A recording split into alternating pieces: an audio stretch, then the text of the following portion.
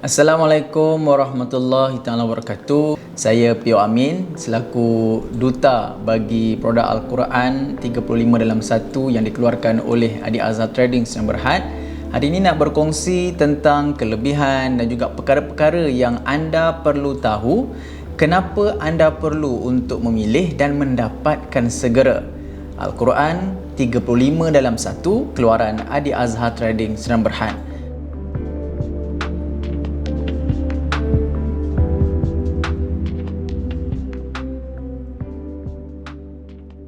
Kadang-kadang ada yang bertanya kepada kita, apa yang menyebabkan harganya agak eksklusif berbanding dengan Al-Quran lain.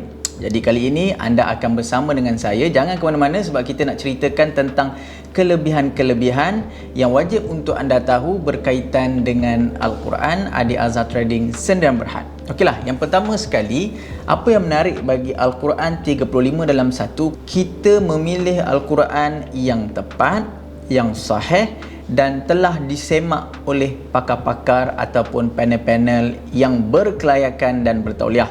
Oleh sebab itu, dalam Al-Quran 35 dalam 1 ini, anda akan dapat lihat dan anda boleh semak sendiri kesahihan dan keturunan Al-Quran ini dengan wujudnya cop Kementerian Dalam Negeri. Seperti mana yang kita tahu, undang-undang dalam negara kita mewajibkan kepada sesiapa sahaja yang nak mengeluarkan naskah Al-Quran, dia tak boleh keluar Al-Quran macam tu saja. Tak boleh tulis, tak boleh cetak, print, begitu saja, tak boleh. Kita perlu melalui proses undang-undang yang ketat oleh pihak kerajaan Malaysia.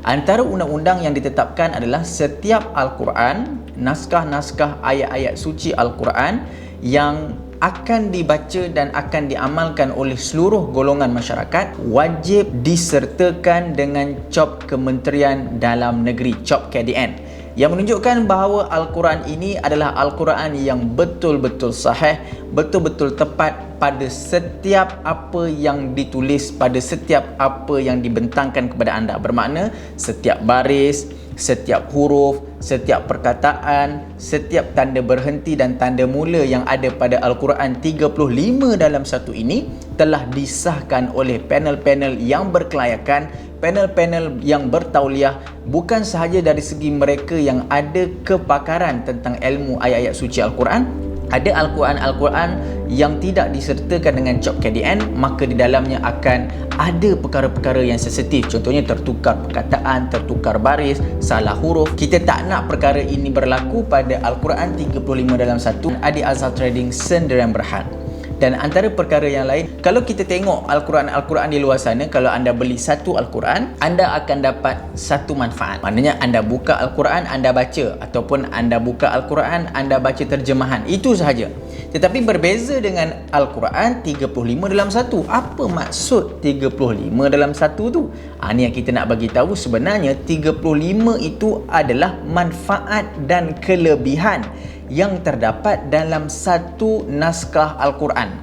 Antaranya, walaupun nampak tebal tetapi cukup ringan, sebab kertas yang digunakan adalah kertas yang cukup istimewa, kertas yang terpilih yang akan mengurangkan beban berat Al-Quran ini sendiri. Al-Quran ini mempunyai terjemahan ayat suci Al-Quran. Tulisan yang digunakan, khot adalah khot yang paling terbaru, khot yang jelas, khot yang besar, tulisan yang mudah dibaca.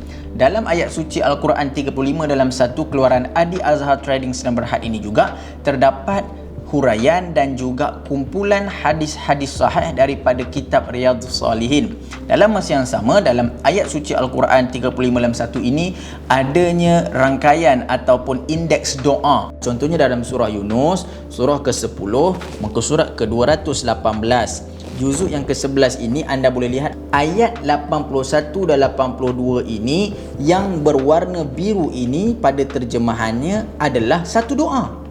Doa yang selalu diamalkan untuk menghindarkan sihir dan ilmu hitam.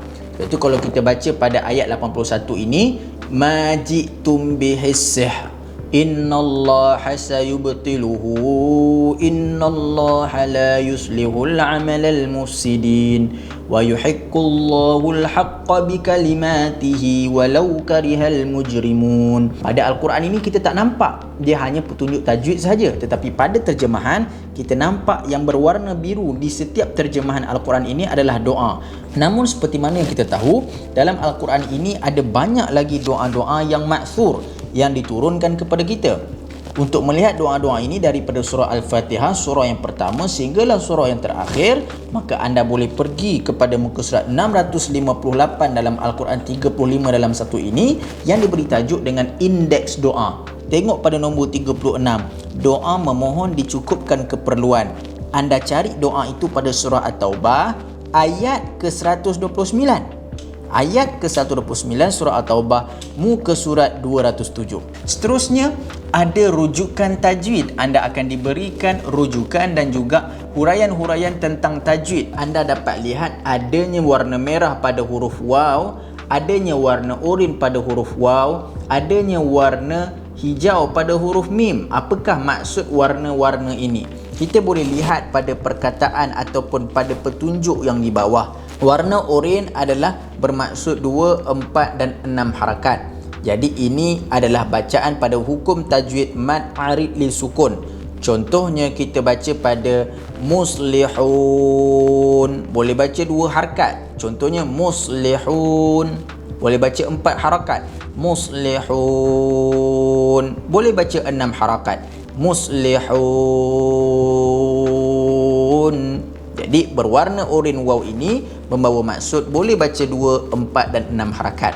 Kalau warna merah bermaksud 4 atau 5 harakat. Contohnya kita tengok adanya huruf waw pada ayat yang ke-11 dan di atasnya ada tanda panjang. Ada tanda panjang. Nak baca berapa harakat? Kita boleh baca 4 atau 5 harakat. Contohnya qalu, boleh, ataupun qalu. Lu itu boleh jadi 4 ataupun 5 harakat. Dalam masa yang sama, apa yang kita boleh tekankan lagi pada perkataan-perkataan yang penting. Contohnya kita lihat pada warna hijau. Warna hijau bermaksud dengung. Inna pada perkataan innama nahnu muslihun. Kita tak boleh baca innama, kita kena dengung dengan lamakan pada perkataan dengung. Contoh in. Jadi nak tahu dengung ke tidak, adanya warna hijau membawa petunjuk berbunyi dengung. Ada juga yang berwarna biru yang bermaksud qalqalah. Kalau kita lihat pada ayat yang ke-19, kalau kita lihat pada ayat yang ke-19 surah Al-Baqarah, kita dapat lihat dan jumpa perkataan qalqalah sughra yang kita baca yaj'aluna qalqalah, ataupun pada ayat ke-17 surah Al-Baqarah la yubsirun. Jadi perkataan yub itu membawa petunjuk kepada qalqalah.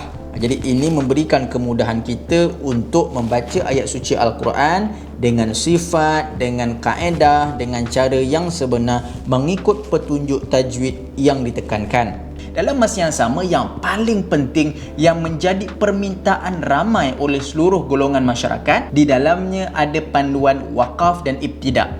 Waqaf dan ibtida' ini adalah satu panduan kepada kita untuk memudahkan kita bagi membaca dan berhenti pada ayat-ayat yang tertentu. Anda dapat lihat bagaimana adanya warna merah. Ditandakan warna merah ini apa maksudnya? Warna merah ini adalah panduan waqaf dan ibtida'.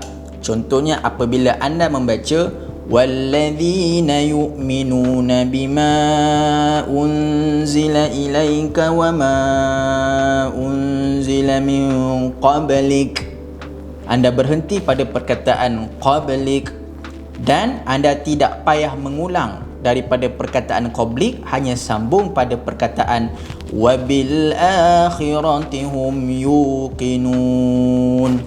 Jadi anda sambung daripada perkataan wabil akhirati hum yuqinun. Jadi memberi panduan kepada anda untuk anda tahu bahawa di sini adalah untuk berhenti dan tidak perlu mengulang, hanya terus ibtidak, mulakan pada ayat yang lain.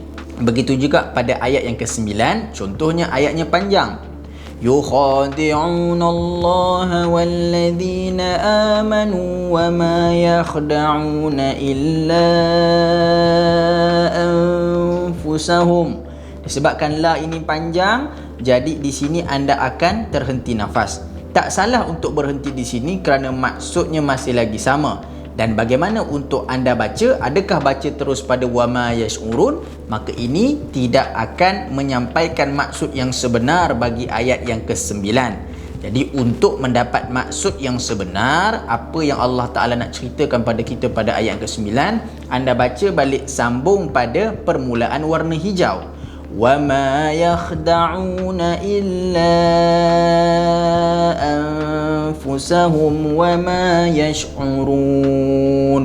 Jadi di situ anda dapat melengkapkan ayat dengan sempurna bersama cerita dan kehendak yang diminta oleh Allah Subhanahu Wa Taala daripada satu-satu ayat. Mudah untuk kita tahu mana ayat yang kita berhenti dan kena ulang dan mana ayat yang kita kena berhenti dan terus sambung untuk membaca ayat yang seterusnya. Jadi panduan wakaf dan ibtidak ni sangat penting sebab bila kita baca Quran, kita tak boleh baca ikut suka kita je. Kita kena baca mengikut kehendak Allah Subhanahu Wa Taala. Waqaf dan ibtidak ini juga memberi petunjuk kepada kita bagaimana ayat suci Al-Quran ini bukanlah ayat yang biasa yang kita boleh baca dalam surat khabar, dalam majalah-majalah, kerana dia adalah mukjizat. Jadi bila anda tahu Al-Quran ini adalah satu mukjizat yang besar, satu bacaan yang berpahala, maka bila kita baca, bila kita tekankan, bila kita sebutkan, perlu ada kaedah, perlu ada formula, perlu ada rukun, perlu ada peraturan yang telah ditetapkan oleh Allah Subhanahu Wa Taala melalui lisan Nabi sallallahu alaihi wasallam dan diajarkan kepada kita. Seronok sebenarnya bila kita baca Al-Quran mengikut pengajaran dan pembelajaran yang direct, yang terus daripada Nabi sallallahu alaihi wasallam. Sebab itulah kita nak jadi umat Nabi yang sebenar, kita kena baca ayat suci Al-Quran seolah-olah Nabi SAW mengajar kepada kita. Dan saya percaya ibu ayah kawan-kawan yang menonton memang nak cari sangat Al-Quran yang ada petunjuk wakaf dan ibtidak. Kita takkan rasa susah hati nak baca Quran dan kita tahu apa yang kita baca itu tepat. 114 surah dalam Al-Quran, 30 juzuk dalam Al-Quran, dia bukan turun begitu saja. Turunnya bersebab, turunnya ada cerita-cerita penting. Jadi macam mana nak tahu cerita tu? Kawan-kawan yang dikasihi Allah, kalau kita lihat juga, kita dapat lihat pada ayat ke-26 satu ayat yang panjang berkaitan dengan satu kisah yang cukup istimewa yang diturunkan kepada kita. Ayat ke-26 ini adalah ayat yang ada cerita tentang penurunannya. Yang kita sebut ayat 26 ini ada asbabun nuzul. Jadi apakah cerita pada ayat ke-26 surah Al-Baqarah? Maka diceritakan di sini dalam kitab Lubabun Nuqul. Di sini disebutkan ayat ini merupakan bantahan terhadap anggapan dan perkataan golongan yang kafir yang ingkar kepada Al-Quran, yang mengatakan Allah malu menjadikan perumpamaan dengan sesuatu yang kecil dan remeh sekecil lalat, semut dan makhluk kecil lainnya. Sesungguhnya hal itu tidak layak untuk mereka ucapkan. Jadi ada asbabun nuzul, cerita berkenaan dengan ayat ke-26. Jadi dalam masa yang sama, anda juga tahu tentang kehebatan dan juga cerita-cerita yang ada dalam Al-Quran. Dan kita juga boleh tengok kenapa ada tajuk-tajuk pada setiap terjemahan-terjemahan ini. Kita dapat lihat ke sebelah pun ada tajuk-tajuk. Contohnya kita tengok tajuk balasan terhadap orang beriman, perumpamaan dan hikmah dalam Quran, bukti-bukti kekuasaan, penciptaan manusia dan tugas sebagai khalifah, peringatan Allah kepada Bani Israel. Apa maksud dia? Apa cerita dia? Kenapa ada tajuk-tajuk yang dipekatkan ini? Mudah bagi pelajar-pelajar, mudah bagi penceramah, mudah bagi ustaz-ustaz, mudah bagi kita untuk tahu apakah tajuk bagi ayat-ayat ini. Contohnya, ayat yang menceritakan tentang kegembiraan. Kegembiraan ini kepada siapa? Jadi tajuk ini menceritakan tentang balasan terhadap orang yang beriman. Jadi ayat ke-25 ini tajuknya adalah cerita kepada orang beriman. Tuan-tuan bayangkan, setiap daripada apa yang anda baca pada setiap ayat-ayat ini, ada cerita-cerita dia, ada tajuk dia, dan bagi saya hanya dengan satu ayat sahaja sudah lengkap dengan tajwid, dengan wakaf ibtidak, dengan tajuk pada ayat ini, dengan cerita, dengan terjemahan yang besar, dengan ayat suci yang lengkap dan besar, dengan kertas yang cukup cantik, memberikan satu kepuasan, seronok, puas dan rasa betul-betul dapat ilmu Al-Quran dengan memiliki Al-Quran ini sendiri. Nak memberi petunjuk bahawa selepas daripada ayat ke-24 ini, ayat ke-25 adalah wabasyiril ladzina amanu. Maka diberikan penerangan wabasyiril ladzina amanu untuk memberitahu kepada kita, oh selepas ini muka surat yang kelima, wabasyiril ladzina amanu wa amilus solihat. Maka di sini kita boleh dapat sambungan daripada muka surat yang keempat. Ini memudahkan bagi orang yang menghafaz Al-Quran ataupun orang yang membaca Al-Quran ketika dalam solat untuk mengetahui dan mengulang hafazannya tentang muka surat yang ke-11. InsyaAllah kalau anda dapatkan Al-Quran 35 dalam satu ni, sangat-sangat memudahkan dan membantu anda untuk mentadabbur dan memahami ayat-ayat suci Al-Quran dengan lebih mudah.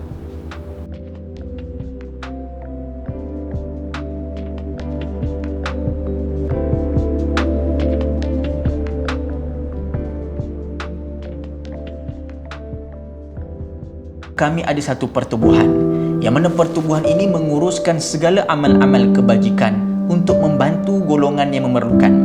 Antara amalan dan juga kerja kebajikan yang kami buat adalah dengan menyalurkan Al-Quran Adi Azhar 35 dalam satu ini kepada anak-anak tahfiz, kepada anak-anak yatim, kepada golongan-golongan yang memerlukan. Oleh itu, anda boleh sama-sama bersama dengan kami. Kita berganding bahu, kita bersatu padu untuk dapatkan Al-Quran Premium 35 dalam satu ini untuk anda baca. Dan yang kedua kaedahnya, kami berikan Al-Quran ini kepada golongan yang memerlukan. Alangkah bahagianya, alangkah indahnya amalan wakaf ini seandainya dapat kita laksanakan dengan betul-betul ikhlas, betul-betul sempurna, betul-betul yakin. Sebab itu, anda keluarkan sedikit harta anda untuk melaksanakan ibadah wakaf. Dan ingatlah, pahalanya berpanjangan. Man sanna sunnatan hasanatan falahu ajrun. Kata Nabi, barang siapa yang melaksanakan satu kebaikan dan kebaikan itu diamalkan, disebarkan, dikongsikan oleh orang lain, maka berapa banyak perkongsian, berapa banyak amalan, berapa banyak yang dilakukan oleh orang lain di luar sana, asbab daripada anda yang memulakan, maka anda juga akan mendapat pahala wakaf yang sama. Anda juga akan mendapat pahala membaca Al-Quran yang sama. Jadi jangan tangguh-tangguh lagi. Mari sama-sama kita dapatkan Al-Quran ini untuk kita baca, untuk kita amalkan, dan kita dapatkan sekarang untuk kita wakafkan kepada golongan yang memerlukan. Sudah tentu ibu ayah akan tersenyum. Sudah tentu mereka yang tak mampu nak dapatkan Al-Quran yang berkualiti, yang cukup baik seperti ini akan gembira, akan menyebut-nyebut nama anda di dalam setiap doa mereka, akan menyebutkan nama anda dalam setiap sujud mereka. Inilah yang mesti untuk kita laksanakan sekarang, kerana peluang kehidupan ini hanya sekali.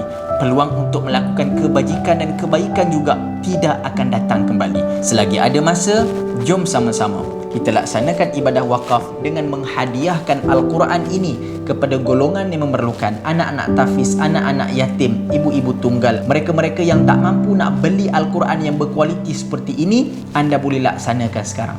InsyaAllah, moga-moga pahala ini bukan sekadar terhenti pada pahala membaca, memiliki dan membeli Al-Quran, tetapi pahala ini akan berterusan sehinggalah mereka-mereka ini mendoakan kita semua dengan ibadah wakaf yang kita buat sama-sama.